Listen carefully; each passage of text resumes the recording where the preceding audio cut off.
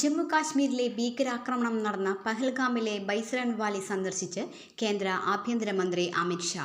ഹെലികോപ്റ്ററിലാണ് അദ്ദേഹം ഇവിടെ എത്തിയത്. നേരത്തെ ഭീകരാക്രമണത്തിൽ നിന്നും രക്ഷപ്പെട്ടവരെയും ഇരകളുടെ കുടുംബങ്ങളെയും അമിത് ഷാ സന്ദർശിച്ചു. ഹീനമായ പ്രവൃത്തി ചെയ്തവരെ നിയമത്തിന് മുന്നിൽ കൊണ്ടുവരുമെന്ന് ഇവർക്ക് ആഭ്യന്തരമന്ത്രി ഉറപ്പു നൽകി.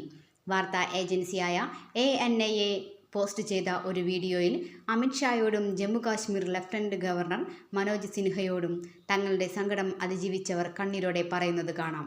ശ്രീനഗറിലെ പോലീസ് കൺട്രോൾ റൂമിന് പുറത്തു നടന്ന പുഷ്പാർച്ചനയിൽ കൊല്ലപ്പെട്ടവർക്ക് ഷാ ആദരാഞ്ജലി അർപ്പിച്ചു. കഠിനമായ ഹൃദയത്തോടെ പഹൽഗാം ഭീകരാക്രമണത്തിൽ മരിച്ചയാൾക്ക് കനത്ത ഹൃദയത്തോടെ അന്ത്യോപചാരം അർപ്പിച്ചു. ഭാരതം ഭീകരതയിലേക്ക് വളരുകയില്ല. ഈ വിനാശകരമായ ഭീകരാക്രമണത്തിന്റെ പ്രതികളെ വെറുതെ വിടില്ല എന്ന് അദ്ദേഹം എക്സിൽ പോസ്റ്റ് ചെയ്തു. അതേസമയം പഹൽഗാം ഭീകരാക്രമണത്തിന്റെ ഭാഗമായി പ്രധാനമന്ത്രി നരേന്ദ്രമോദി സൗദി സന്ദർശനം വെട്ടിച്ചുരുക്കി.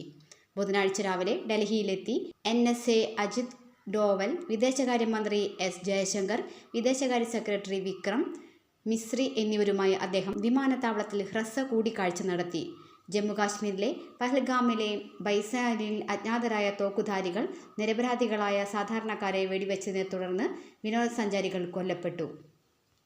2019 ആർട്ടിക്കിൾ 370 റദ്ദാക്കിയതിനു ശേഷമുള്ള ഏറ്റവും മാരകമെന്ന് വിശേഷിപ്പിച്ച ഈ ആക്രമണം കുറഞ്ഞത് 28 വിനോദസഞ്ചാരികളെങ്കിലും ലക്ഷ്യം വെച്ചിരുന്നു.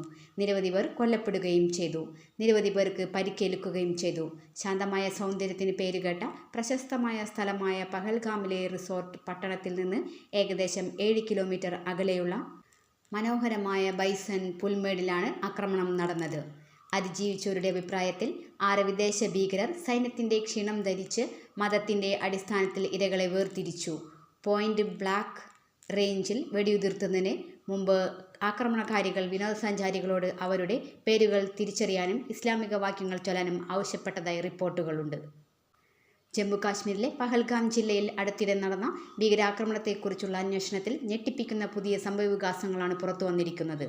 ഭീകരരിൽ ഒരാൾ AK-47 തോക്കും പിടിച്ച് പ്രദേശത്തുകൂടി ഓടുന്നതിൻ്റെ ഫോട്ടോ പുറത്തു വന്നിട്ടുണ്ട്. TV റിപ്പോർട്ടുകൾ ചിത്രത്തിൻ്റെ സാന്നിധ്യം സ്ഥിരീകരിച്ചിട്ടുണ്ടെങ്കിലും ആധികാരികത ഇതുവരെ സ്വതന്ത്രമായി പരിശോധിച്ചിട്ടില്ല.